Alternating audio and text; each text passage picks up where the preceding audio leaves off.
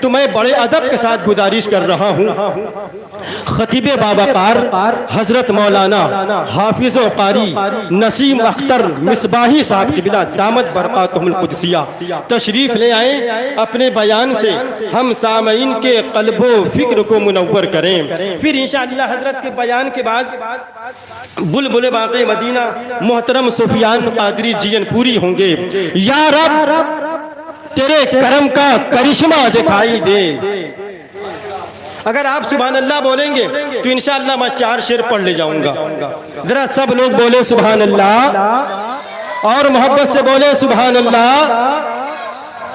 کہ قمر کے ٹکڑے ہو پانی پہ حجر دوڑ پڑے۔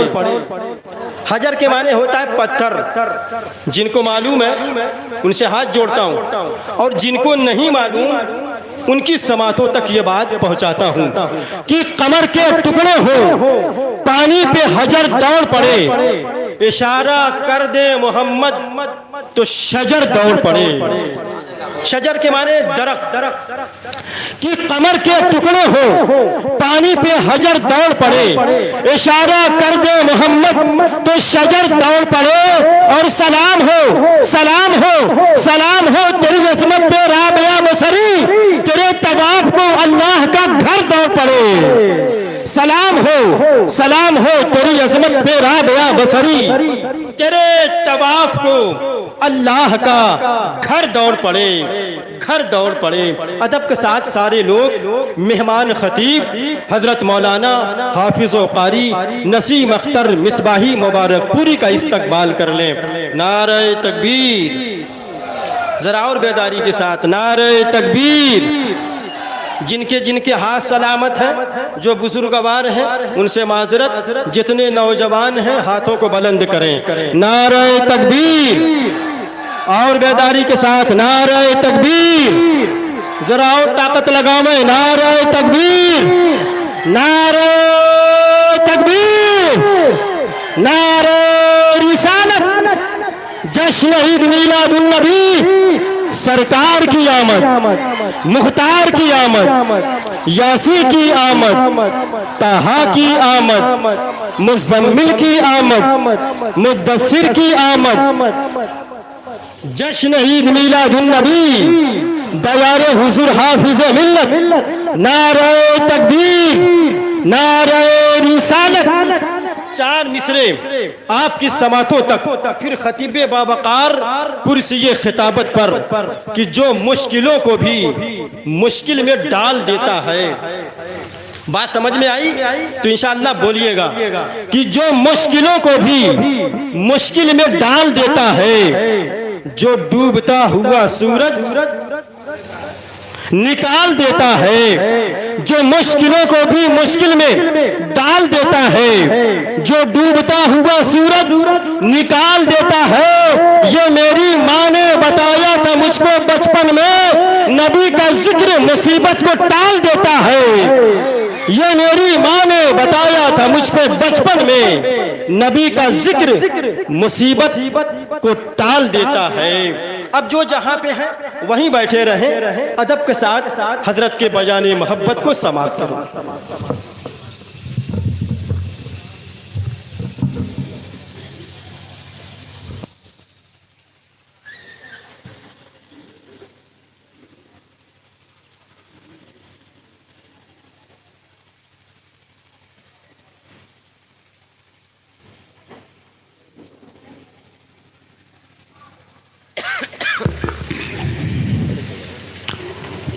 منبر پاک مصطفیٰ پر تشریف فرما باوقار معزز شورائے اسلام، قرائے اسلام، بالخصوص حضرت حافظ و قاری ابو ذر صاحب قبلہ، بڑے بھائی شاہد القادری صاحب، تمام سامعین و سامعات کی بارگاہ میں سلام محبت پیش کر رہا ہوں۔ السلام علیکم ورحمۃ اللہ وبرکاتہ۔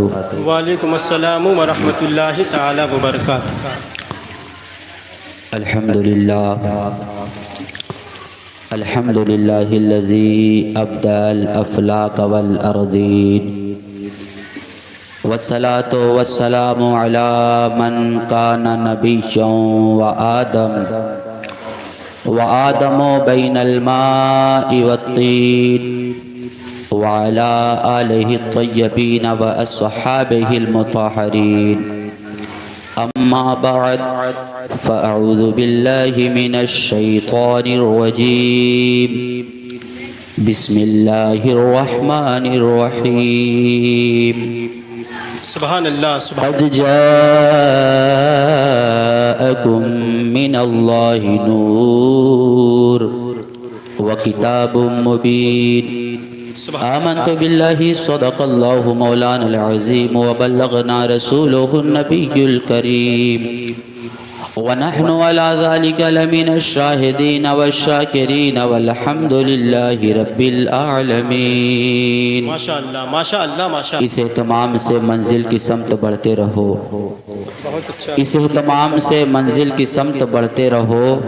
یہ عشق کی ہے بلندی، ادب سے چڑھتے رہو اور بھٹک نہ جائیں کہیں راہ سے ہمارے قدم، قدم قدم پہ درود و سلام پڑھتے ہائے رہو. ہائے ہائے. نہایت ہی ادب و احترام کے ساتھ دل لگا کر حضور کی بارگاہ میں درود شریف کا نذرانہ پیش کر لیں. پڑھیں اللہم صلی علی سیدنا و شفیعنا و نبینا و مولانا محمد و بارک وسلم. صلو علیہ صلاۃ و سلاما علیک یا رسول اللہ صلی اللہ تعالی علیہ وسلم. اللہ تعالی علیہ وسلم.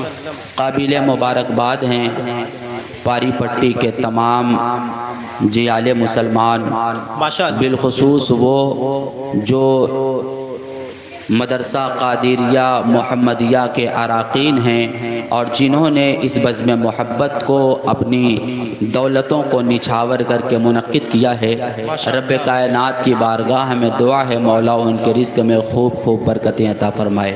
آمین آمین ثم اللہ رب العزت نے ہمیں اپنے محبوب کو عطا فرمایا. یہ اللہ کی سب سے بڑی نعمت ہے جس کو اللہ نے ہمیں عطا فرمایا. ساری چیزوں کی یادیں منائی جاتی ہیں مگر جس کی یاد منانی چاہیے ہم اس کی یاد نہیں منا پاتے. مگر جو حضور سے عشق کرتا ہے وہ حضور کے نام کی محفلوں کو منعقد کرتا ہے. انسان کے بس کی بات نہیں کہ وہ یہ جان سکے کہ اللہ نے مصطفیٰ کو کتنا مقام عطا فرمایا ہے. یہ تو رب ہی جانتا ہے کہ اس نے اپنے محبوب کو کیا مقام عطا فرمایا، یا مصطفیٰ جانتے ہیں کہ اللہ نے مصطفیٰ جان رحمت کو کیا مقام عطا فرمایا. ہم کتابوں کو پڑھتے ہیں اور اس کی بنیاد پر ہمیں جو علم حاصل ہوتا ہے ہم مصطفیٰ جان رحمت کی شان بیان کرتے ہیں. مگر میرے نبی کی شان اتنی عرفہ والا ہے، ذرا غور کریں. جیسے ہے ماہ ربیع النور شریف کا چاند نظر آتا ہے پورا عالم اسلام حضور کی یادوں میں کھو جاتا ہے. کیا وجہ ہے کہ اتنا سرمایہ خرچ کرنے کے باوجود، اتنے چینل چلانے کے باوجود بھی حضور کے ذکر کو مٹایا نہیں جا سکتا. ابھی یہ باتیں ہو ہی رہی تھی کہ قاری سفیان صاحب نے کہا مٹایا اس کو جا سکتا ہے جس کو کسی دنیا دار نے اٹھایا ہو. اسے کوئی کیسے مٹا سکتا ہے جس کو پروردگار نے اٹھایا. انسان جس کو اٹھائے اس کو مٹایا جا سکتا ہے مگر جس کے ذکر کو رب بلند کر دے اس کے ذکر کو کبھی کم نہیں کیا جا سکتا، اس کے ذکر کو کبھی مٹایا نہیں جا سکتا. آپ کہیں گے مولانا جب آپ کہہ رہے ہیں تو دلیل بھی ضروری ہے. بغیر ساکش اور ساکشی کے کوئی بات مانی نہیں جاتی. باتیں کہی جائیں تو اس کے لیے دلیل بھی ہونی چاہیے. میں کہوں گا آؤ قرآن مقدس کی آیت کریمہ تلاوت کرو. رب کائنات نے ارشاد فرمایا ورفعنا لک ذکرک، اے محبوب ہم نے تیرے لیے تیرے ذکر کو بلند کر دیا ہے. جب اللہ نے مصطفیٰ جان رحمت کے ذکر کو بلند کر دیا پھر ہم جیسا انسان مصطفیٰ کی شان کیا بیان کرے گا. پھر وہی باتیں آئیں گی جو شاعر نے کہا تھا رفعت کی منزلوں سے ہٹایا نہ جائے گا، اونچا جو اٹھ گیا ہے گرایا نہ جائے گا. یہ وہ چراغ ہے جس کو خدا نے کیا روشن، پھوکوں سے یہ چراغ بجھایا نہ جائے گا. نعرہ تکبیر، نعرہ رسالت، جشن میلاد النبی، نعرہ رسالت. آپ حضرات 10 منٹ مجھے سنبھال لیں، انشاءاللہ میں 1 گھنٹے آپ کو سنبھال لوں گا. جب تک میں اپنے پیچھ پر نہیں آتا ہوں تب تک آپ میری طرف متوجہ ہو جائیں. میں نے قرآن مقدس کی ایک آیت کریمہ کا بڑا مشہور تھوڑا سا حصہ تلاوت کیا ہے. رب ارشاد فرماتا ہے قد جاءکم من اللہ نور وکتاب مبین، جس کا ترجمہ یہ ہے تحقیق اللہ کی طرف سے نور آیا اور روشن کتاب آئی. اس میں 2 چیزوں کا ذکر کیا گیا ہے، ایک ہے نور کا ذکر ہے، دوسرا ہے قرآن مقدس کتاب کا ذکر ہے. اب نور کے حوالے سے اگر باتیں کی جائیں تو وہ مصطفیٰ جان رحمت کی ذات مبارکہ ہے. کتاب کے حوالے سے اگر باتیں کی جائیں تو وہ قرآن مقدس ہے. مگر میں نے پہلے ہی کہا ہے کہ جو باتیں کروں گا اس کی دلیل دے کر کے جاؤں گا. اب بہت سارے لوگوں کے ذہنوں میں ایک سوال پیدا ہوتا ہے، جو نور ہے وہ بھی قرآن ہی ہے اور کتاب مبین جو ہے وہ بھی قرآن ہی ہے. میں کہتا ہوں نادان ذرا کتابوں کو اٹھاؤ، پڑھنا شروع کرو، تمہیں اس بات کا علم ہو جائے گا کہ نور جو کہا گیا ہے وہ قرآن کو نہیں کہا گیا، بلکہ نور جو کہا گیا ہے وہ مصطفیٰ جان رحمت کی ذات مبارکہ کو کہا گیا ہے. کتاب مبین جو کہا گیا ہے وہ قرآن مقدس کو کہا گیا ہے.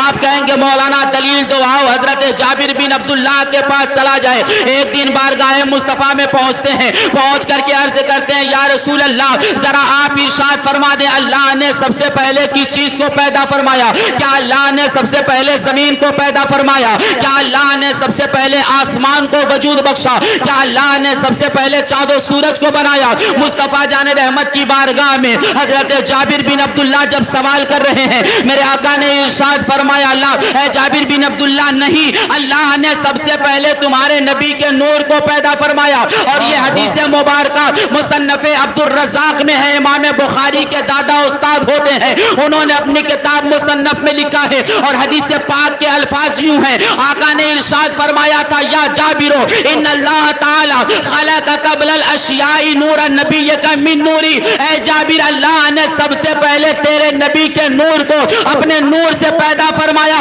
اب غور کریے گا یہاں شیعون کا استعمال نہیں ہوا، اشیاء کا استعمال ہوا ہے.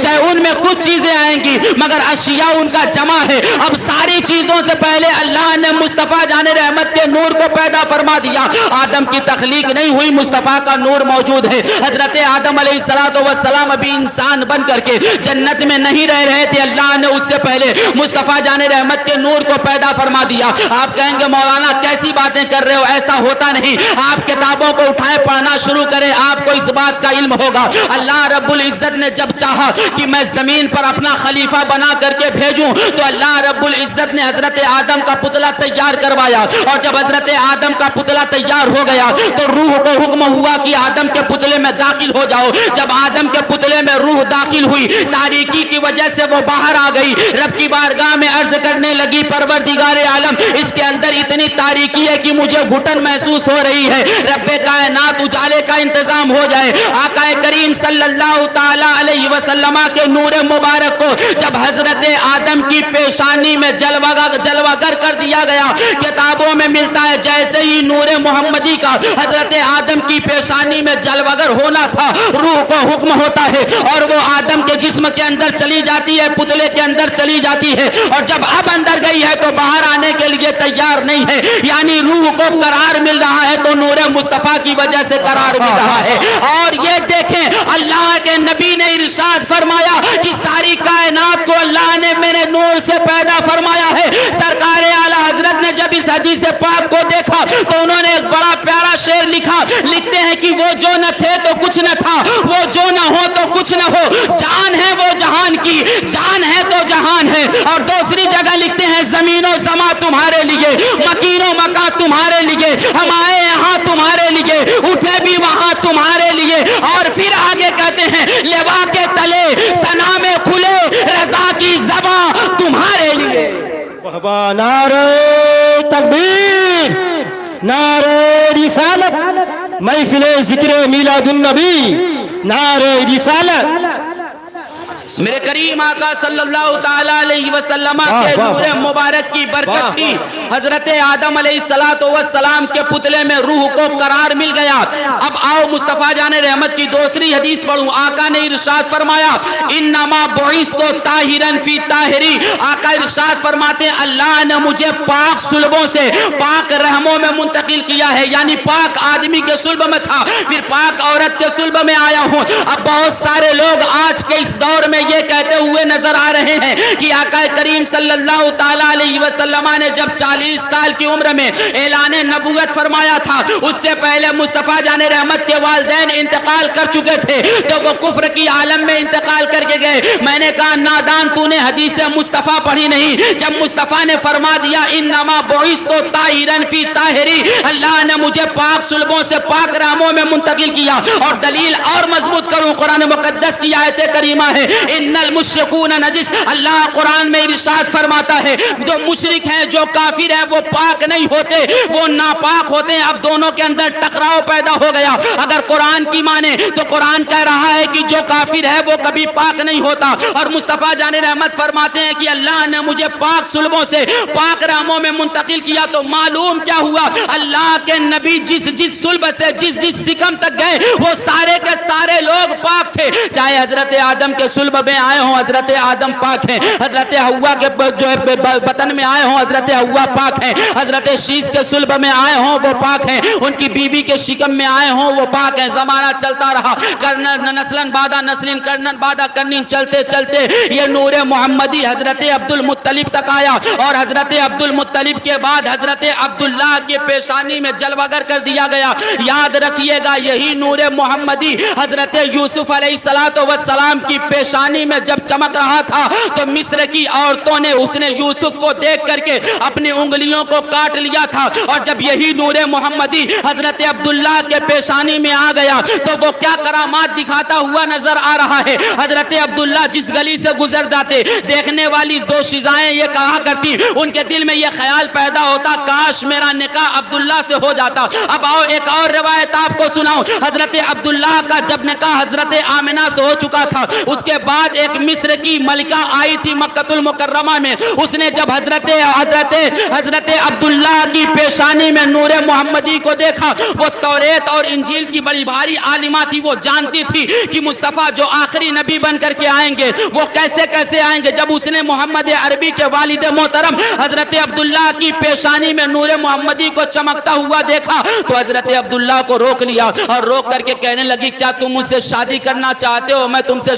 شادی کی طلبگار ہوں۔ حضرت عبداللہ نے کہا میرا نکاح ہو چکا ہے، مگر میں اپنے والد سے پوچھ کر کے اس کے بعد میں تمہیں جواب دوں گا۔ روایتوں میں ملتا ہے کہ 3 دنوں تک وہ خیمہ لگا کر کے مکہ المکرمہ میں رہی۔ 3 دنوں کے بعد جب حضرت عبداللہ اس سے ملاقات کرنے کے لیے گئے تو اب ان کی پیشانی میں وہ نور محمدی چمک نہیں رہا تھا، بلکہ وہ حضرت آمنہ کے بطن مبارک میں آ گیا تھا۔ جب جا کر کے اس سے ملاقات کرتے ہیں اور کہتے ہیں تو مجھ سے شادی کرنا چاہتی تھی، چل میں نے اپنے والد سے پوچھ لیا ہے، میرے والد کی رضامندی ہے، چل میں تجھ سے شادی کر لیتا ہوں۔ اب وہ جواب دیتی ہوئی نظر آتی ہے نہیں نہیں اب میں تم سے شادی نہیں کر سکتی۔ حضرت عبداللہ نے کہا تھا بتا آخر ریزن کیا ہے؟ ابھی 3 دنوں پہلے تو میرے چہرے کو دیکھنے کے لیے بےتاب ہو رہی تھی، مجھ سے شادی کرنے کے لیے تیار تھی، اور پرپوزل تم نے مجھے دیا تھا، میں نے تم سے شادی کرنے کے لیے نہیں کہا تھا، تم نے مجھ سے کہا تھا کہ 3 دنوں کے اندر تمہارا مائنڈ کیوں چینج ہو گیا، بدل کیوں گیا؟ تو وہ جواب دیتی ہے میں تم سے شادی کرنے کی خواہش نہیں تھی، مجھے جو علم ملا ہے وہ یہ کہ مجھے جو علم ملا ہے کہ نبی آخر الزمان پیدا ہونے والے ہوں گے تو یہ نشانیاں ہیں، میں نے ان نشانیوں کو تمہارے اندر دیکھا تھا، تمہارا چہرہ روشن نظر آ رہا تھا، مگر اب تمہارا چہرہ روشن نظر نہیں آ رہا ہے، کیا ریزن ہے؟ کیا تم اپنی بیوی کے ساتھ ہم بستری کر کے آئے ہو؟ حضرت عبداللہ نے کہا ہاں، تو کہنے لگی میں یہ چاہتی تھی جو آخری نبی پیدا ہو وہ میرے پیٹ سے پیدا ہو، اس لیے میں تم سے شادی کرنا چاہتی تھی، مگر وہ نور کہیں اور چلا گیا، میں تم سے شادی نہیں کر سکتی۔ معلوم کیا ہوا، نور محمدی ایسے کرشمے دکھا رہا ہے کہ اگر جسم کے اندر موجود ہے تو اسے اپنے بھی پہچانتے ہوئے نظر آ رہے ہیں، اسے غیر بھی پہچانتے ہوئے نظر آ رہے ہیں۔ یہی ریزن ہے کہ حضرت عبداللہ کو قتل کرنے کے لیے 70 یہودیوں کا قافلہ آیا تھا، اور وہ یہ سوچ کر کے آئے تھے اگر نبی آخر الزمان ان کے پشت سے پیدا ہو گئے، ان کے صلب سے پیدا ہو گئے، ان کے خاندان سے پیدا ہو گئے تو یہودیت ختم ہو جائے گی،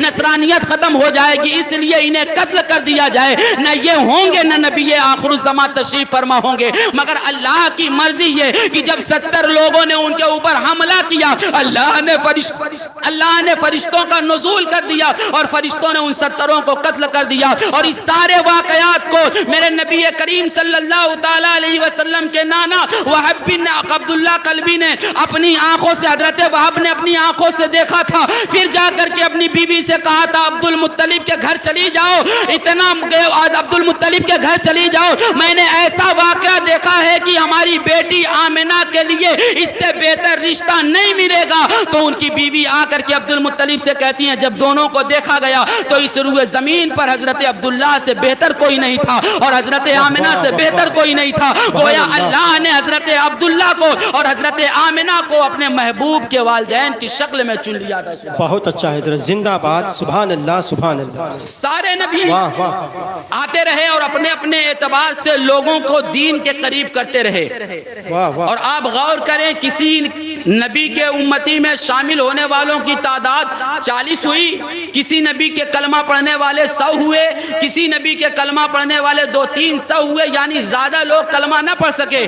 اور ان کی عمریں کتنی تھی؟ کسی کی عمر 1000 سال، کسی کی عمر 950 سال، کسی کی عمر 500 سال۔ اتنی لمبی تبلیغ کرنے کے باوجود بہت سارے لوگ کلمہ پڑھ کر کے دائرہ اسلام میں داخل نہ ہو سکے، مگر اللہ نے مصطفیٰ جان رحمت کے چہرے کو کیا حسن عطا فرمایا تھا۔ حضرت ابو ہریرہ کہتے ہیں اگر اللہ مصطفیٰ جان رحمت کو کوئی معجزہ نہ بھی عطا کرتا، اللہ نے اتنا حسن مصطفیٰ جان رحمت کے چہرے میں رکھا تھا کہ نبوت کے دلیل کے لیے چہرے مصطفیٰ کافی ہے۔ اللہ الصمد، غور کریے گا کیا چہرے مصطفیٰ ہے جس نے 40 سال کی عمر میں اعلان نبوت کیا اور 23 سال کے مختصر سے وقت میں تبلیغ کر کے تقریباً 1.25 لاکھ لوگوں کو کلمہ پڑھا کر کے دائرہ اسلام میں داخل کر دیا۔ اس کا ریزن کیا ہے؟ اس کا ریزن صرف اتنا ہے کہ اللہ نے مصطفیٰ جان رحمت کو رحمت للعالمین بنا کر کے اس کائنات عالم میں بھیجا تھا۔ پچھلے نبی کی امتی جب ان کو پریشان کرتے، ان کے قوم کے لوگ انہیں تکلیف دیتے تو وہ رب کی بارگاہ میں بد دعا کرتے اور ان کی قوموں کو ہلاک کر دیا جاتا۔ مگر مصطفیٰ جان رحمت نے جب اعلان نبوت فرمایا اور طائف میں جا کر کے دین کی تبلیغ کرنے لگے تو وہاں کے بادشاہوں نے شریر بچوں کو بلایا اور بلانے کے بعد انہیں حکم دیتے ہیں کہ انہیں کنکروں سے مارو۔ میرے آقا کریم صلی اللہ تعالی علیہ وسلم کو وہ باش بچے کنکریوں سے مارتے تھے اور سر مبارک کا خون نالین مبارک میں آ کر کے جم جاتا تھا۔ اس وقت سدرہ کا مکین جبریل امین بارگاہ مصطفیٰ میں حاضر ہوئے، حاضر ہو کے عرض کرتے ہیں یا رسول اللہ اگر آپ اجازت دیں تو یہ طائف جو 2 پہاڑوں کے درمیان ہے میں دونوں پہاڑوں کو ملا دوں، یہ سارے لوگ ختم ہو جائیں گے، سارے لوگ پس کر کے ختم ہو جائیں گے۔ میرے آقا نے ارشاد فرمایا میں بد دعا دینے کے لیے نہیں آیا ہوں، اللہ نے مجھے رحمت بنا کر کے بھیجا ہے۔ اے جبریل میں ان کے لیے بد دعا نہیں کروں گا، ان قریب ان کی اولاد میرا کلمہ پڑھ کے میرے اسلام میں داخل ہو۔ بے شک بے شک، زندہ باد زندہ باد، سبحان اللہ۔ یہی ریزن رہا کہ مصطفیٰ جان رحمت صلی اللہ علیہ وسلم کے 23 سال کی تبلیغ میں 1.25 لاکھ لوگ کلمہ پڑھ کر کے دائرہ اسلام میں داخل ہو گئے۔ اور صرف کلمہ پڑھ کے دائرہ اسلام میں داخل نہیں ہوئے، آپ پچھلی قوموں کے بارے میں جب علم حاصل کریں گے تو آپ کو معلوم ہوگا کہ کوئی 100 سال تک نبی کے انتقال کے بعد 100 سال تک ان کا جو ہے دین لے کر کے چلتے رہے، پھر انہوں نے دین کے اندر نئی نئی تبدیلیاں لے کر کے آ گئے اور اس میں نئی نئی چیزیں شامل کر دی۔ مگر اللہ نے مصطفیٰ جان رحمت کو آخری نبی بنا کر اس روئے زمین پر مبعوث فرمایا اور 1400 سال کا زمانہ گزر گیا۔ ولادت 1500 سال کی ہے مگر حضور کو جو ہے انتقال کیے ہوئے، پردہ کیے ہوئے 1400 سال کا زمانہ گزرا ہے، مگر آج بھی وہی دین ہے جو مصطفیٰ جان رحمت مکہ المکرمہ میں فاران کی چوٹی سے جو اعلان کیا تھا، آج بھی نبی کے کلمہ پڑھنے والے اسی پہ عمل کرتے ہوئے نظر آ رہے ہیں، کیونکہ یہ آخری کتاب جس کی حفاظت کی ذمہ داری رب نے لے رکھی ہے۔ تو اسی کتاب میں حرام کو حرام کہہ دیا گیا، حلال کو حلال کہہ دیا گیا، اور جب تک یہ قرآن محفوظ رہے گا اور یہ قیامت تک محفوظ رہے گا کیونکہ رب نے اس کی ذمہ داری لے لی ہے، تو قیامت تک یہ دین متین جیسے کے مکۃ المکرمہ سے باہر نکلا تھا اور جیسے سینے مبارک پر قرآن نازل ہوا تھا اور جو پیغام مصطفیٰ نے صحابہ کو دیا تھا وہ پیغام قیامت تک چلتا رہے گا. بے شک زندہ باد ماشاءاللہ. مگر ہم نے اس میں کچھ بدلاؤ کر دیا. واہ واہ. اب آپ کہیں گے ہم نے کیا بدلاؤ کر دیا؟ ہم نے تو کچھ نہیں کیا. ہم نے بدلاؤ کیا لا علمی کی بنیاد پر, جان بوجھ کر کے نہیں, لا علمی کی بنیاد پر. آپ غور کریں, ولادت مصطفیٰ سے پہلے ایسا عالم تھا مکۃ المکرمہ کا کہ بیٹیاں پیدا ہوتی انہیں لے جا کر کے زندہ دفن کر دیا جاتا تھا. اچھا اس کو یہیں روکتا ہوں, ایک دلیل دیتا ہوں تاکہ میری تقریر مضبوط ہو جائے. حضرت سورہ مریم شریف ہے 16ویں پارہ میں, آپ اس میں دیکھیں بڑا بہترین واقعہ بیان کیا گیا. سورہ مریم 16واں پارہ ہے. اب دیکھیں اس میں حضرت زکریا, حضرت یحییٰ اور حضرت عیسیٰ علیہ السلام کا ذکر ہے. اذ نادى ربه نداء خفیا, یہ اذ نادى ربه نداء خفیا کے حوالے سے کیوں, آپ ذرا غور کریے گا تاکہ بات آپ سے آج سے پہلے مجھے امید ہے آپ نے یہ چیز نہیں سنی ہوگی. ذرا میری طرف توجہ کریے گا, بات سمجھ میں آئے گی. حضرت عیسیٰ علیہ السلام کی والدہ ہیں, ان کا نام مریم ہے, ان کی والدہ کا نام حضرت حنا ہے, ان کے شوہر کا نام حضرت عمران ہے. اب غور کریے گا, اللہ نے حضرت حنا کو اولاد نہیں عطا کی. اللہ کی بارگاہ میں دعا کرتی ہیں, مولا اگر تو مجھے اولاد عطا کر دے تو میں اپنے بیٹے کو, اپنے اولاد کو تیرے لیے وقف کر دوں گی. یعنی بیت المقدس میں جا کر کے وہ صفائی کرے گا, اس میں سارا کام کرے گا. مگر اللہ کی مرضی ذرا دیکھیں, حضرت حنا نے رب کی بارگاہ میں دعا کی, مولا تو مجھے کوئی اولاد عطا کر دے, میں اپنی اولاد کو تیرے لیے وقف کر دوں گی. حضرت حنا کی دعا بارگاہ رب قدیر میں مقبول ہو جاتی ہے. حضرت حنا جو ہے وہ امید سے ہو جاتی ہیں. پھر جب ان کو ولادت ہوتی ہے تو بیٹے کی شکل میں اللہ انہیں نعمت نہیں عطا کرتا, اللہ انہیں جو عطا فرماتا ہے وہ بیٹی کی شکل میں حضرت مریم کو عطا فرما دیا کرتا ہے. حضرت حنا کی آنکھوں میں آنسو جاری ہو گیا, پروردگار عالم یہ تو تو نے بیٹی کی شکل میں مجھے اولاد عطا فرمائی ہے, اگر بیٹے کی شکل میں تو نے مجھے اولاد عطا فرمائی ہوتی تو میں اسے تیرے مسجد کے لیے, بیت المقدس کے لیے وقف کر دیتی. مولا یہ لڑکی ہے تو بیت المقدس میں جا کر کے کیسے کام کرے گی. مگر ان کے دماغ میں یہ خیال پیدا ہوا کام ہی کرنا ہے, چاہے لڑکا ہو چاہے لڑکی ہو, دونوں جا کر کے کام کر سکتے ہیں. اب اللہ کی مرضی دیکھیے, حضرت زکریا علیہ السلام بیت المقدس کی دیکھ بھال کیا کرتے تھے, یا یوں کہہ لیا جائے اس مسجد کے امام تھے. ان کے علاوہ بہت سارے لوگ بھی اس کے دیکھ بھال کرنے والے تھے. مثال کے طور پر ایک مدرسے میں 2-4 مدرس تو رہا کرتے ہیں. اب غور کریے گا, جب حضرت حنا نے اپنی بیٹی کو وقف کرنا چاہا تو لے جا کر کے حضرت زکریا سے کہنے لگی, تو جتنے لوگ وہاں تھے وہ کہنے لگے نہیں میری پرورش میں دے دیا جائے, انہیں میری پرورش میں دے دیا جائے, انہیں میری پرورش میں دے دیا جائے. اب سارے لوگ یہ چاہ رہے ہیں کہ میری پرورش میں حضرت مریم آ جائیں. مگر دیکھیں تو صحیح, جب لوگوں کے درمیان اختلاف پیدا ہو گیا تو پھر یہ کہا گیا کہ سارے لوگوں کا نام ڈال کر کے, کسی نام لکھ کر کے کسی برتن میں ڈال دیا جائے اور قرعہ کیا جائے, جس کا نام اس میں سے نکل جائے گا مریم کو اس کو دے دیا جائے گا. اللہ کی مرضی دیکھیں, جب سارے لوگوں کے نام کو لکھ کر کے اس کے اندر ڈالا گیا, جب پرچی نکالی گئی حضرت زکریا علیہ السلام کا نام کی پرچی نکل گئی. اب حضرت مریم حضرت زکریا کے ساتھ رہنے لگ گئی. ان کے لیے ایک الگ کمرے کا انتظام کر دیا گیا. حضرت زکریا دوسرے کمرے میں رہتے, حضرت مریم دوسرے کمرے میں رہتی. باہر سے حضرت زکریا تالا بند کر کے چلے جاتے اپنے کاروبار میں, تجارت کے لیے, عبادت کے لیے. اب پورا دن حضرت مریم اپنے روم میں رہا کرتی. مگر جب شام کے وقت میں حضرت زکریا اندر داخل ہوتے تو وہ کیا دیکھتے, بغیر موسم کے پھل ان کے روم میں پڑا ہوا, یعنی کہ امرود کا موسم ہو اور اس موسم میں انہیں آم مل رہا ہو, اور آم کا موسم ہو اس موسم میں انہیں کیلا مل رہا ہو. یعنی ایسے پھل پائے جا رہے ہیں جو بغیر موسم کے پائے جا رہے ہیں. حضرت زکریا نے حضرت مریم سے سوال کر دیا, اے میری بیٹی ذرا بتا تو صحیح, آخر یہ پھل تیرے پاس آتا کہاں سے ہے؟ ایک تو میں باہر سے دروازہ لاک کر کے جاتا ہوں تاکہ کوئی اندر آ بھی نہ سکے, آخر یہ پھل تجھے دیتا کون ہے؟ حضرت مریم نے جواب دیا تھا, اے خالو جان, یہ اللہ کی طرف سے آ رہا ہے, آپ جس کی عبادت کرتے ہیں وہ رب مجھے یہ پھل عطا کرتا ہے. جب حضرت زکریا علیہ السلام نے یہ سنا, ان کے دل میں ایک خواہش پیدا ہوئی, اے پروردگار عالم, جب تو اپنی بندی کو بغیر موسم کے پھل عطا کر سکتا ہے, اے پروردگار عالم, کیا تو مجھے اولاد نہیں عطا کر سکتا؟ مفسرین کرام نے لکھا ہے 75 یا 80 سال کی عمر حضرت زکریا کی ہو گئی تھی، اللہ نے انہیں اولاد نہیں عطا فرمائی تھی۔ جب انہوں نے یہ دیکھا تو رب کی بارگاہ میں مچلتے ہیں، اور قرآن نے اسے فرما دیا، رب فرماتا اذ نادى ربه نداء خفیا، جب زکریا جو ہے چپکے میری بارگاہ میں دعا کرتا تھا۔ دعا کیا کرتا تھا؟ پورا تفصیلی واقعہ بیان ہے قرآن میں۔ حضرت زکریا دعا کے لیے ہاتھ اٹھاتے، عرض کرتے مولا جب تم اپنی بندی کو بغیر موسم کے پھل عطا کر سکتا ہے تو تم مجھے اولاد بھی عطا کر سکتا ہے۔ مولا میری عمر زیادہ ہو چکی ہے، میرے جسم کی ہڈیاں کمزور ہو چکی ہیں، اور باقی اعضاء کی کیا بات کروں، مگر مولا تیرے یہاں تو کسی چیز کو دیکھا نہیں جاتا، تیرے دست قدرت میں ساری چیزیں ہیں، تو جسے چاہے جب چاہے عطا کر دے۔ پھر آگے عرض کرتے ہیں مولا میرے انتقال کے بعد میرے چچا زاد بھائی ہیں اور دوسرے لوگ ہیں، یہ لوگ شریر لوگ ہیں، مجھے یہ ڈر ہے کہ میرے انتقال کے بعد کہیں یہ لوگ تیرے دین میں ملاوٹ نہ کر دیں، دین میں تبدیلی نہ کر دیں، اے مولا تو مجھے صالح اولاد عطا فرما دے۔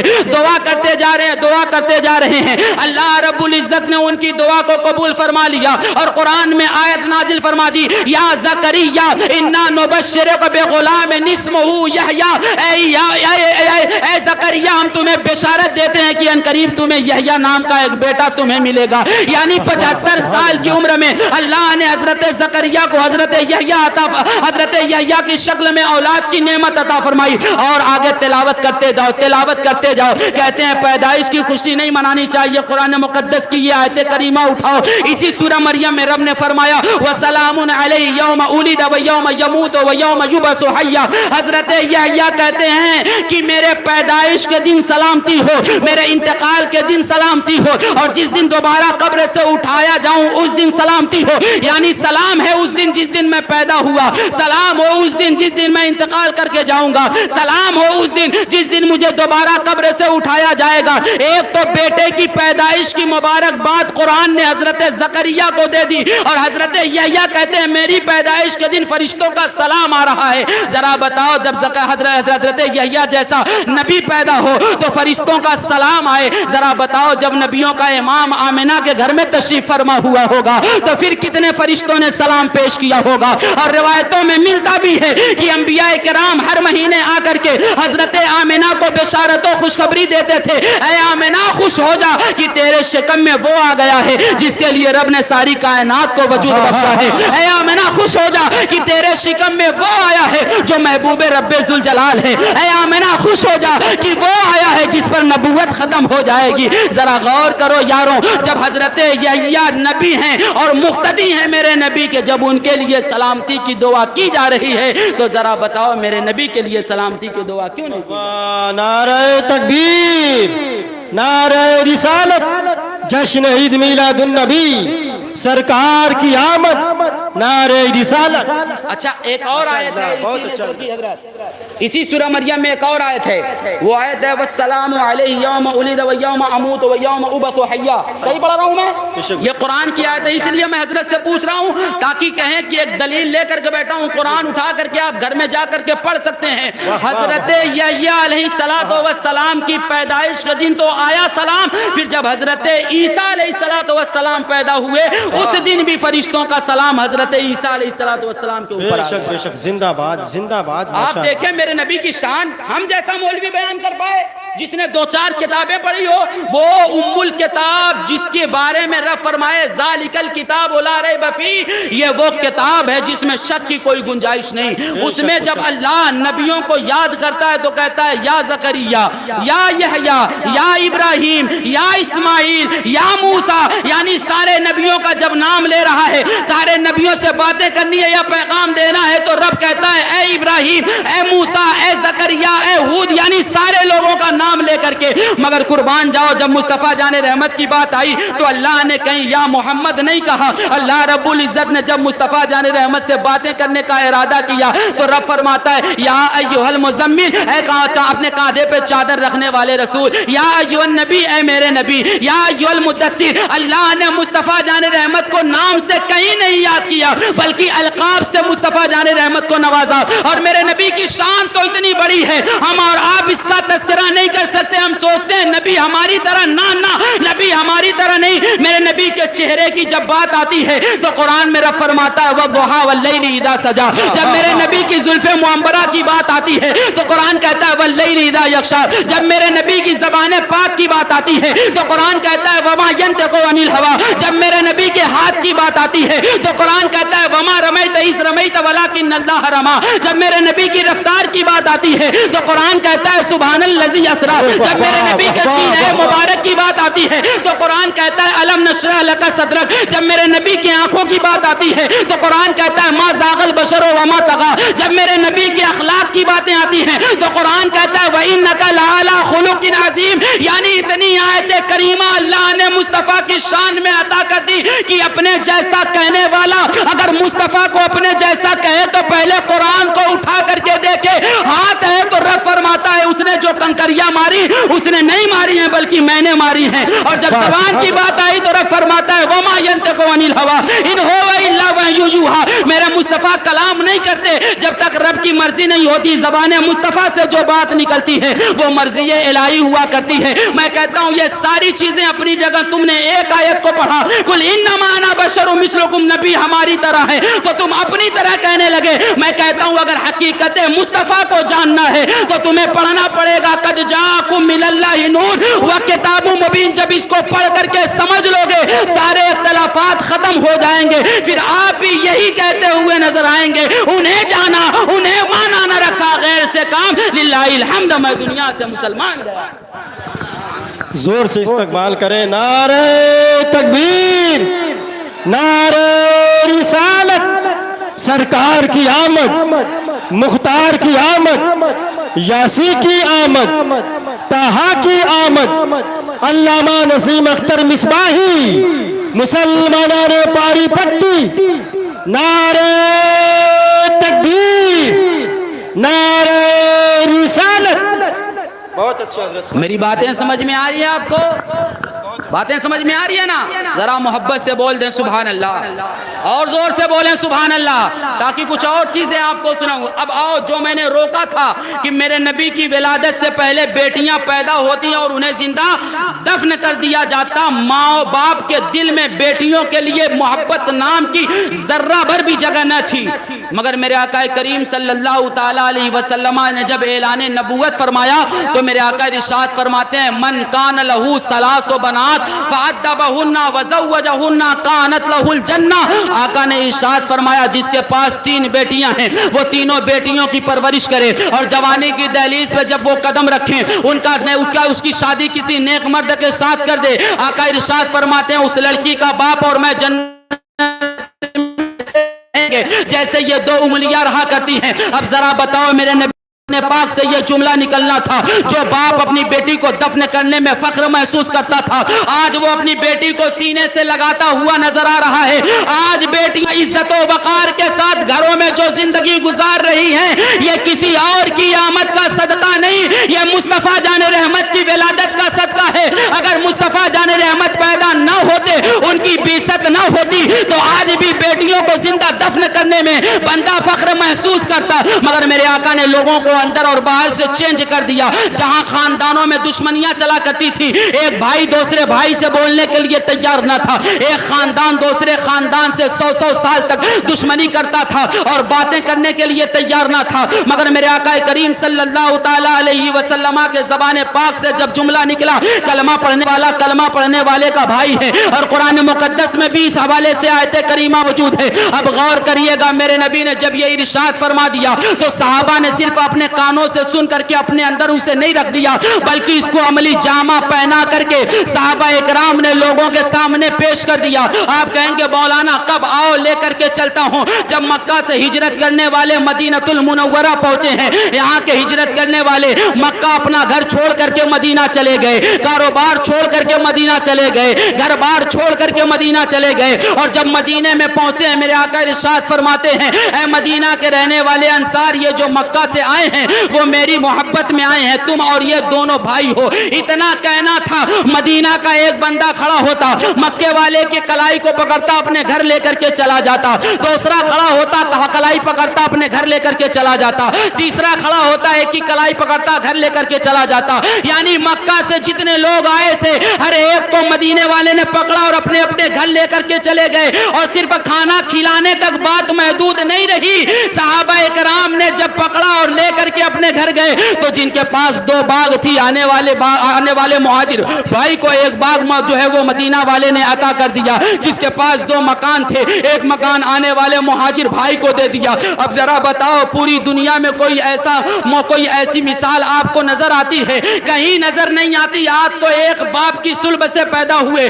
ایک ماں کا دودھ پیا, مگر جب پراپرٹی تقسیم کرنے کا موقع آتا ہے, بانٹنے کا موقع آتا ہے, تو بھائی آپس میں تلواریں نکال لیتے ہیں. مگر وہ مصطفیٰ کے غلام جنہوں نے حضور کے ہاتھ پر بیعت کی تھی, وہ صرف مصطفیٰ کی باتوں کو سنتے نہیں تھے بلکہ اپنی جان سے زیادہ اس پہ عمل کرنے کی کوشش بھی کیا کرتے تھے. یہی ریزن تھا کہ مدینہ والوں نے اٹھایا اور لے کر کے گئے. تو 2 باغ تھا, تو ایک باغ آنے والے کو دیا, ایک گھر آنے والے کو دے دیا. یہ مثال سوائے مذہب اسلام کے کہیں اور نہیں ملتی. مگر آج ہم نے تعلیمات مصطفیٰ کو فراموش کر دیا. آج ہم اپنے پڑوسیوں کو خوشحال دیکھنے کے لیے تیار نہیں. پڑوسی تو بہت دور کی بات ہے, ہم اپنے سگے بھائی کو کامیاب دیکھنے کے لیے تیار نہیں ہے. میرے بھائیوں, تعلیمات مصطفیٰ پہ غور کرو. مصطفیٰ جان رحمت نے آج سے 1400 سال پہلے جو ہمیں پیغام دیا تھا, ہمیں اس پیغام پہ عمل کرنا ہوگا. لوگوں سے محبتیں کرنی ہوں گی, نفرتوں کو پیروں کے نیچے رودنا ہوگا,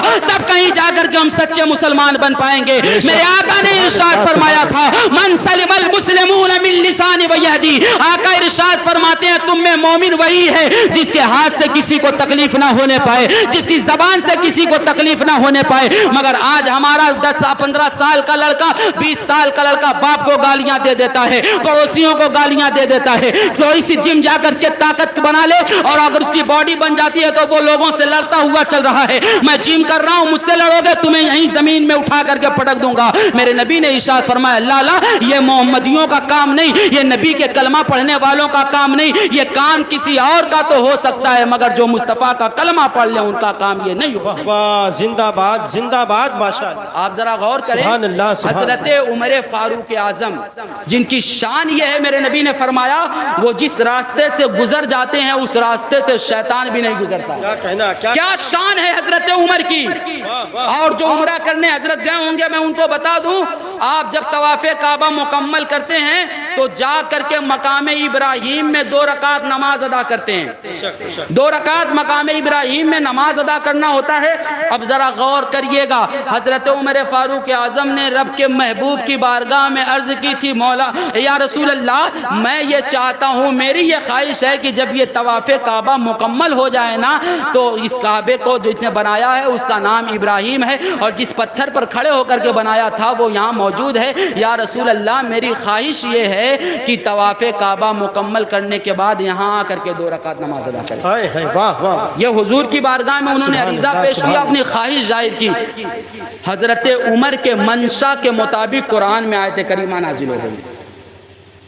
کس نے بات کی تھی؟ حضرت عمر نے. اور 1-2 جگہ نہیں, قرآن میں بہت ساری ایسی آیت کریمہ ہیں جو منشأ عمر فاروق اعظم کے مطابق اللہ نے قرآن میں نازل فرمائی ہے آیتوں کو. وہ شان ہے ان کی. وہ جب کلمہ پڑھ کر کے دائرہ اسلام میں داخل نہیں ہوئے تھے تو کسی کی مجال نہیں تھی کہ ان کے سامنے اپنی آواز کو اونچا کر سکے, فوراً اس کے گردن کو اس کے جسم سے جدا کر دیتے. مگر جب کلمہ پڑھ کر کے مصطفیٰ کے دامن سے وابستہ ہوئے, جب میں نے یہ پڑھا نا حضرت, میں نے کہا یا اللہ, تو لوگوں کے دلوں کو کیسے پھیرتا ہے. حضرت عمر جب کلمہ پڑھ کر کے دائرہ اسلام میں داخل ہوئے, آج بھی آپ دیکھتے ہوں گے بچوں کی عادت ہے دوڑ کر کے کھیلنا, دوڑتے ہیں. آپ کسی گلی سے آئیں, 2-4 بچے کھیل رہے ہوں تو وہ آپ سے ٹکرا کر کے زمین میں گر جاتے ہیں. ایسا ہوتا کہ نہیں ہوتا؟ حضرت عمر فاروق اعظم مسجد نبوی میں نماز ادا کرنے کے لیے جا رہے ہیں, ایک گلی سے آ رہے ہیں, اتنے میں ایک چھوٹا سا بچہ دوڑتا ہوا جا رہا ہے, حضرت عمر سے ٹچ ہوتا ہے, زمین میں گر جاتا ہے. حضرت عمر اسے کھڑا کرتے ہیں, اور کھڑا کر کے پوچھتے ہیں میرے بیٹے بتا تجھے چوٹ تو نہیں لگی؟ دور سے ایک بندہ کھڑا ہو کر کے دیکھ رہا ہے، اسے پوچھتے جا رہے ہیں، اسے مناتے جا رہے ہیں، میرے بیٹے تجھے چوٹ تو نہیں لگی؟ دوڑ کر کے نہ چلا کرو، چوٹ لگ جائے گی۔ وہ آیا، آ کر کے حضرت عمر سے پوچھنے لگا اے عمر تم وہی عمر تو ہو جب تم نے کلمہ نہیں پڑھا تھا تو کسی کی مجال نہیں تھی کہ تمہارے سامنے کوئی اونچی آواز میں بات کر سکے، آخر اس بچے کی غلطی تھی، تم نے اسے اٹھایا اور کھڑا کر کے اس سے تم نے معافی بھی مانگ لی اور اس کی تم نے خیریت بھی دریافت کر لی اور تم نے اس سے پوچھ بھی لیا تمہیں چوٹ تو نہیں لگی، تمہارے اندر اتنی تبدیلی کہاں سے آئی؟ حضرت عمر نے جواب دیا تھا جب تک میں نے مصطفیٰ کا کلمہ نہیں پڑھا تھا اس وقت لوگوں کی محبت میرے دل میں نہیں تھی، اللہ کے نبی نے مجھے جب کلمہ پڑھایا ہے تو اندر سے اور باہر سے مجھے صاف و شفاف کر دیا ہے۔ اب مومن وہی ہے، اگر کسی مومن کو تکلیف ہو کہیں پوری دنیا میں تو اسے بھی اس کی تکلیف ہونی چاہیے، یہی مومن کی پہچان ہے۔ حضرت عمر اس بچے کو کھڑا کر کے پوچھ رہے ہیں ذرا بتاؤ ہم نبی کا کلمہ پڑھ کے اپنے پڑوسیوں کو گالیاں دے رہے ہیں، کیا یہ نبی کا فرمان ہے؟ کیا یہ نبی کی تعلیم ہے؟ نہیں، ہم نے نبی کی تعلیم کو فراموش کر دیا ہے۔ اس لیے میرے بھائیوں تعلیمات مصطفیٰ پر عمل کرنے کی کوشش کرو، نیک بننے کی کوشش کرو، اور مصطفیٰ جان رحمت نے جو ہمیں زندگی گزارنے کا طریقہ اور سلیقہ عطا فرمایا اس پہ قائم ہو جاؤ، خدا کی قسم اللہ ہمیں آج بھی عزتیں عطا فرمائے۔ بے شک سبحان اللہ سبحان اللہ۔ ہم نے مصطفیٰ جان رحمت کے فرمودات کو چھوڑ دیا نا، اس لیے ہم ذلیل و خوار ہوتے ہوئے نظر آ رہے ہیں۔ ہماری مسجدیں کبھی فل نظر آتی ہیں؟ نہیں نظر آتی۔ میں تو ایسا مولوی ہوں کہ سامنے ہی کہہ دیتا ہوں کیا فائدہ ہے ایسے جلسوں کا اگر آپ نماز نہیں پڑھ سکتے۔ بے شک، واہ واہ۔ مین مقصد کیا ہماری زندگی کا؟ ہم یہ جلسے اور جلوس کرتے ہیں، اس کا مقصد آپ کو پتا ہے؟ اس کا مقصد نعرہ لگانا نہیں ہے، اس کا مقصد یہ ہے کہ جو مدرسوں میں جا کر کے دینی تعلیم کو حاصل نہ کر سکا ان جلسوں سے دین کا پیغام ان تک پہنچایا جائے اور وہ عمل کرنے لگ جائیں، تب تو یہ جلسہ کامیاب ہے۔ اور صرف نعرہ لگا کر کے فجر کی نماز قضا کر دی جائے تو یہ جلسہ ہمارے لیے کامیابی کا باعث نہیں بلکہ ہمارے لیے جو ہے وہ خسارے کا باعث بن جائے۔ بہت اچھا حضرت، کرم ہے، واہ واہ۔ سمجھ رہے ہیں واہ میرے بھائیوں؟ اپنے والدین کے ساتھ اس نے سلوک کرا۔ یہ باتیں جب غیروں میں ہوتی تھی تو مجھے تعجب نہیں ہوتا تھا، مگر جب کلمہ پڑھنے والوں کو دیکھتا ہوں کہ وہ اپنے ماں باپ کا خیال نہیں کرتے تو پھر میں سوچتا ہوں یا اللہ یہ بھی نبی کا کلمہ پڑھنے والے ہیں۔ میرے نبی نے ماں کی شان کو بیان کرتے ہوئے کیا ارشاد فرمایا؟ مصطفیٰ جان رحمت فرماتے ہیں میں عشاء کے وقت میں نماز ادا کر رہا ہوتا اور اس وقت اگر میری ماں مجھے آواز لگاتی میں نماز توڑ کر کے اپنی ماں کی خدمت میں حاضر ہوتا۔ واہ واہ سبحان اللہ۔ کتنی شان بیان کی ہے مصطفیٰ نے۔ اور آج نبی کے کلمہ پڑھنے والے اگر ماں کو گالیاں دے رہے ہیں تو ذرا بتاؤ تعلیمات مصطفیٰ پہ وہ عمل پیرا ہے؟ نہیں ہے۔ ہم زبانی جمع خرچ کر رہے ہیں، ہم جھوٹ بول رہے ہیں، ہمیں جھوٹ نہیں بولنا ہے۔ رب فرماتا ہے فَنَجْعَلْ لَعْنَةَ اللَّهِ عَلَى الْكَاذِبِينَ، جھوٹوں پر اللہ کی لعنت ہوتی ہے۔ اور مومن سب کچھ تو ہو سکتا ہے، جھوٹ بولنے والا نہیں ہو سکتا، اس لیے آپ جھوٹ بولنا بند کریں اور سچائی کے راستے کو اختیار کریں، مصطفیٰ کے تعلیمات پہ عمل کریں۔ خدا کی قسم آج بھی اللہ ہمیں سرخروئی عطا فرمائے۔ بے شک بے شک، واہ واہ سبحان اللہ۔ اور اس میں سب سے پہلا کام کیا ہے؟ رب کی بارگاہ میں اپنی پیشانی کو جھکا دینا۔ سبحان اللہ۔ جس نے جھکا دیا وہ کامیاب ہو گیا۔ بے شک بے شک۔ ہم کو معلوم ہے ہم کسی کا جواب کیوں نہیں دے پاتے؟ جب دوسرے مسالک کے لوگ ہم سے سوال کرتے ہیں ہم جواب کیوں نہیں دے پاتے؟ صرف یہیں آ کر کے ہم دب جاتے ہیں کہ سنی عوام نماز پڑھنے کے لیے تیار نہیں ہے۔ ہر کام کر لے گی وہ، مشکل سے مشکل ترین کام کر لے گی یہ، مگر جس چیز کے لیے اللہ نے اسے پیدا کیا ہے وہ کام کرنے کے لیے یہ تیار نہیں ہے۔ بابا کی مزار پہ 500 کلومیٹر چلی جائے گی یہ، مگر مسجد کے میناروں سے اللہ اکبر کی صدا بلند ہوگی، یہ نماز پڑھنے کے لیے نہیں جائے گی۔ کیا کہنا حضرت، کیا کہنا، کیا کہنا ماشاءاللہ۔ وہ مستحب ہے نا، مزاروں پہ جانا مستحب ہے، سنت بھی نہیں، اس کے بارے میں سوال نہیں ہونا۔ تو ہم یہ جو ہے بنا کر کے چلتے ہیں اس جمعرات کو یہاں جائیں گے، اس جمعرات کو وہاں جائیں گے، اس جمعرات کو وہاں جائیں گے۔ مگر یہاں رب کی بارگاہ میں حاضر ہونے کے لیے تیار نہیں۔ اور ہمارے یہاں دیکھو جو تعویذ بناتے ہیں، قطاریں لگی ہوتی ہیں، قطاریں، وہ نماز بھی نہیں پڑھتا تعویذ بنانے والا، اور اس کے یہاں یہ جا کر کے تعویذ بنوانے پہ تلا ہوا ہے کہ میرے گھر میں برکت آ جائے گی۔ قرآن سے بڑا نسخے کیمیا کسی کے پاس موجود ہے؟ قرآن میں رب نے فرمایا وَنُنَزِّلُ مِنَ الْقُرْآنِ مَا هُوَ شِفَاءٌ وَرَحْمَةٌ لِّلْمُؤْمِنِينَ وَلَا يَزِيدُ الظَّالِمِينَ إِلَّا خَسَارًا۔ رب نے قرآن میں فرما دیا کہ اس میں مومنین کے لیے شفا ہے۔ جو تعویذ بنوانے تم دوسروں کے پاس جاتے ہو، اگر قرآن کو اٹھا کر کے پڑھنا شروع کر دو، خدا کی قسم ساری پریشانیوں سے نجات مل جائے گی۔ اور آپ کو ایک واقعہ سناتا ہوں پھر آگے چلتا ہوں۔ حضرت ابو ہریرہ رضی اللہ تعالیٰ عنہ کہتے ہیں مصطفیٰ جان رحمت نے مجھے رمضان المبارک کے مہینے میں جو ہے صدقہ و فطرہ اور صدقہ و خیرات کو اکٹھا کر کے اس کی حفاظت کے لیے میری ڈیوٹی لگا دی تھی۔ اب صبح سے لے کر شام تک میں ڈیوٹی کرتا رہا۔ رات کا وقت آیا، ایک بندے کو میں نے دیکھا وہ اناج بوریوں میں بھر رہا ہے اور ہاتھوں سے لے کر کے جانے لگا۔ حضرت ابو ہریرہ کہتے ہیں میں نے اس کے کلائی کو پکڑ لیا اور میں نے کہا یہ صدقہ و فطرہ، صدقہ و خیرات اور فطرہ ہے، اس میں تو تم لے کر کے جا رہے ہو، چلو تمہیں بارگاہ مصطفیٰ میں لے کر کے چلوں۔ وہ کہنے لگا میرے بچے بھوکے ہیں، میں صبح سے کام کے لیے نکلا تھا مگر مجھے کوئی کام نہ مل سکا، آج مجھے چھوڑ دو، دوبارہ تمہارے یہاں نہیں آؤں گا۔ حضرت ابو ہریرہ کہتے ہیں میرے دل میں اس کے لیے رحم آ گیا، میں نے اسے جانے دے دیا۔ فجر کی نماز کے بعد مصطفیٰ جان رحمت سے ملاقات ہوئی۔ آقا نعمت صلی اللہ تعالیٰ علیہ وسلم نے سوال کر دیا اے ابو ہریرہ ذرا بتاؤ رات میں جس چور کو تم نے پکڑا تھا اس کے ساتھ تم نے کیا معاملہ کیا؟ حضرت ابو ہریرہ کہتے ہیں یا رسول اللہ میں نے جب اسے پکڑا تو وہ اپنی دہائی دینے لگا کہ میرے بچے بھوکے ہیں اور میں صبح سے شام تک کام کرنے کے لیے نکلا مگر مجھے کام نہ ملا، اگر میں لے کر کے نہیں جاؤں گا میرے بچے شدت بھوک کی وجہ سے مر جائیں گے۔ حضرت ابو ہریرہ کہتے ہیں یا رسول اللہ جب اس نے اتنا کہا میرے دل میں اس کے لیے رحم آ گیا، میں نے اسے جانے دے دیا۔ آقا نعمت صلی اللہ علیہ وسلم ارشاد فرماتے ہیں اے ابو ہریرہ وہ آج پھر آئے گا۔ حضرت ابو ہریرہ کہتے ہیں میں انتظار کرنے لگا کیونکہ مصطفیٰ جان رحمت نے کہا ہے کوئی اور کہے تو اس کی باتیں کاٹی جا سکتی ہیں مگر جب نبیوں کا امام کہہ دے تو اس کی باتیں کاٹی نہیں جا سکتی۔ یہاں سے ایک بات کا اور علم ملتا ہے کہ اللہ نے مصطفیٰ جان رحمت کو غیب کا علم عطا فرمایا ہے، اسی لیے تو مصطفیٰ نے فرمایا تھا اے ابو ہریرہ وہ آج پھر آئے گا۔ حضرت ابو ہریرہ کہتے ہیں رات کا وقت ہو گیا، میں نے دیکھا پھر وہ آیا اور اپنے ہاتھوں میں اناج لے کر کے جانے لگا، میں نے اسے پھر پکڑ لیا اور کہا چلو تجھے بارگاہ مصطفیٰ میں لے کر کے چلتا ہوں۔ وہ پھر رونے لگا اور گڑگڑانے لگا نہیں نہیں مجھے بارگاہ مصطفیٰ میں لے کر کے نہ چلو، مجھے آج چھوڑ دو، میں دوبارہ تمہارے پاس نہیں آؤں گا۔ حضرت ابو ہریرہ کہتے ہیں جب اس کی آنکھوں میں نے آنسو دیکھا میں نے اسے چھوڑ دیا، وہ چلا گیا۔ پھر صبح میں حضور سے ملاقات ہوئی، سرکار مدینہ تاجدار رسالت صلی اللہ تعالیٰ علیہ وسلم نے ارشاد فرمایا اے ابو ہریرہ ذرا بتاؤ تم نے رات کو چور کے ساتھ کیا معاملہ پیش کیا؟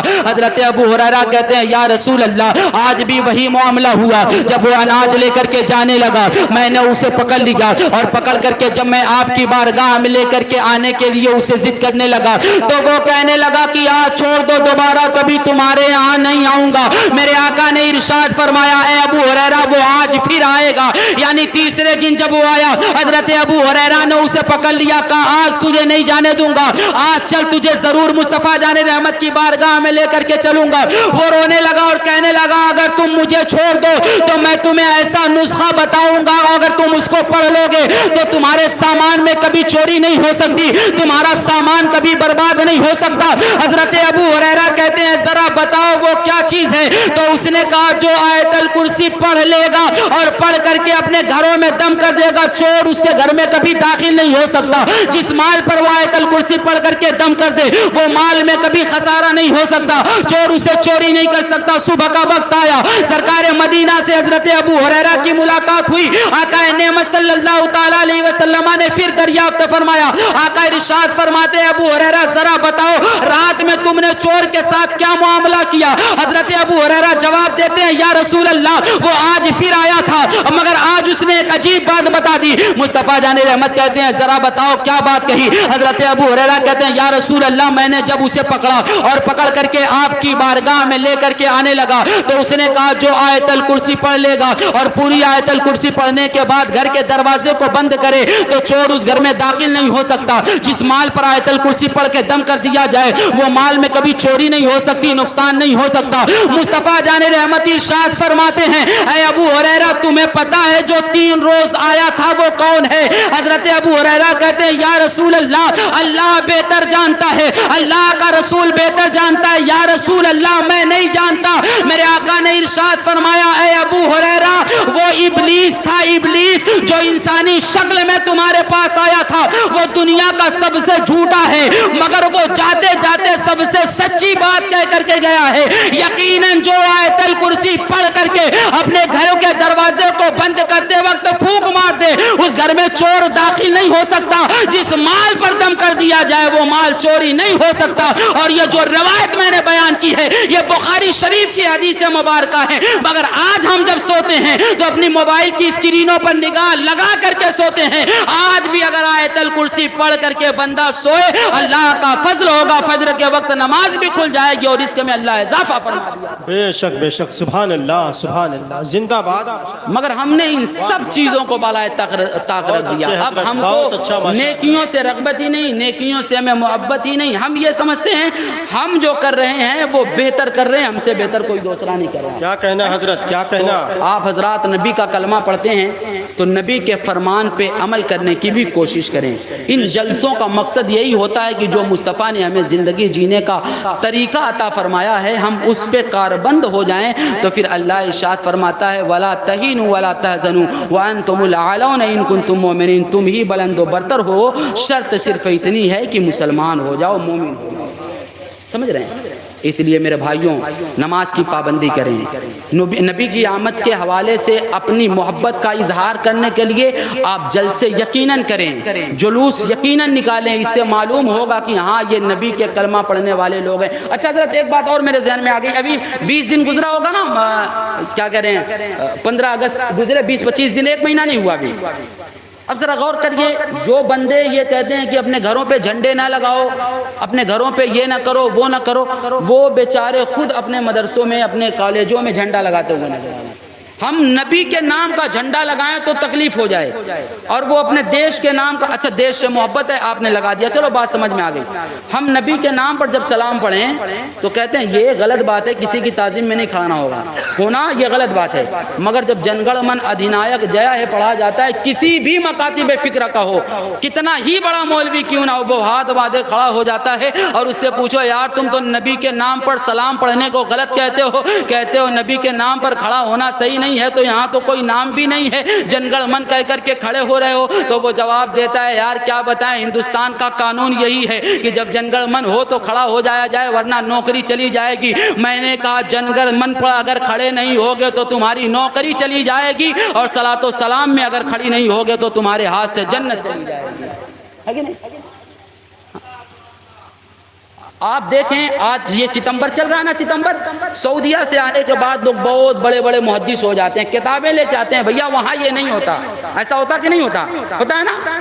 آج ہے 14 نا حضرت، 14 ستمبر، 14 26 2 22 8 دن میں سعودی عربیہ میں ایک جشن منایا جائے گا، نیشنل ڈے، نیشنل ڈے۔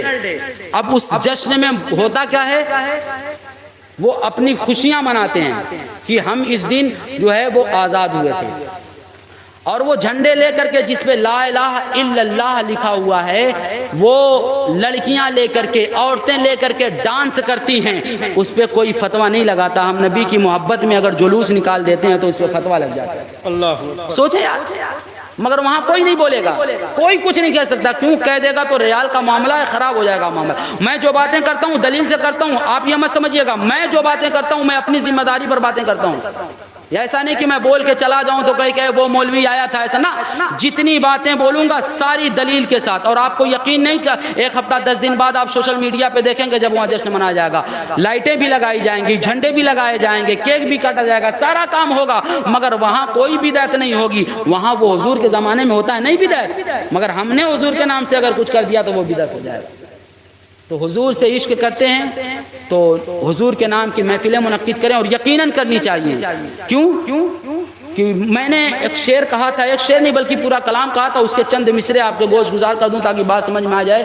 کہا تھا کہ نہ پوچھو سرور کونین کی شہرت کہاں تک ہے، کہاں تک ہے، نہ پوچھو سرور کونین کی شہرت کہاں تک ہے، اگر نیچے زمیں کے ہے تو اوپر آسماں تک ہے. ہائے ہائے وہ ہائے. دیکھو آمنہ کے گھر سے کسریٰ کے مکان تک ہے، کہاں ہے مہر فاراں روشنی اس کی کہاں تک ہے. کہاں تک اور ہے، سلاطین سبحان اللہ. زمانہ حکمراں ہیں صرف دنیا کے، حکومت شاہ بطحا کی زمیں سے آسماں تک. واہ واہ واہ سمجھ رہے ہیں؟ تو حضور کی محبت میں جھنڈے بھی لگائیں اور جلسے بھی سجائیں اور جلوس بھی نکالیں، مگر کوشش یہ کریں کہ جو مصطفیٰ نے ہمیں تعلیمات عطا کی ہیں وہ سب سے پہلے کریں. والدین زندہ ہوں تو ان کی خدمت کریں، قرآن کی ایک ہی آیت کو کم سے کم روزانہ ایک مرتبہ تلاوت ضرور کیا کریں، نماز کی پابندی کریں، چاہے جس بھی حال میں آپ ہوں پاکی حاصل کر کے مسجد میں حاضر ہو جائیں، نماز پڑھیں تاکہ کسی کو آپ کے اوپر انگلی اٹھانے کی جو ہے وہ جرأت نہ ہو. جب اس طریقے سے ہم حضور کا میلاد منائیں گے خدا کی قسم پھر ہمارے میلاد میں اللہ برکتیں عطا فرمائے گا.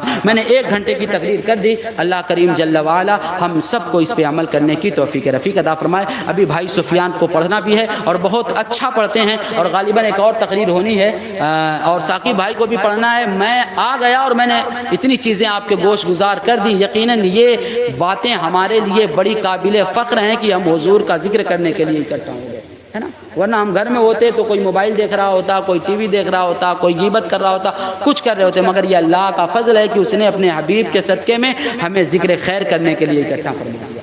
تو اللہ کریم جل وعلا ہم سب کو مصطفیٰ جان رحمت کے فرمودات پہ عمل کرنے کی توفیق رفیق عطا فرمائے، نماز کی پابندی کرنے کی اللہ ہمیں توفیق رفیق عطا فرمائے. وما علینا الا البلاغ المبین. السلام علیکم.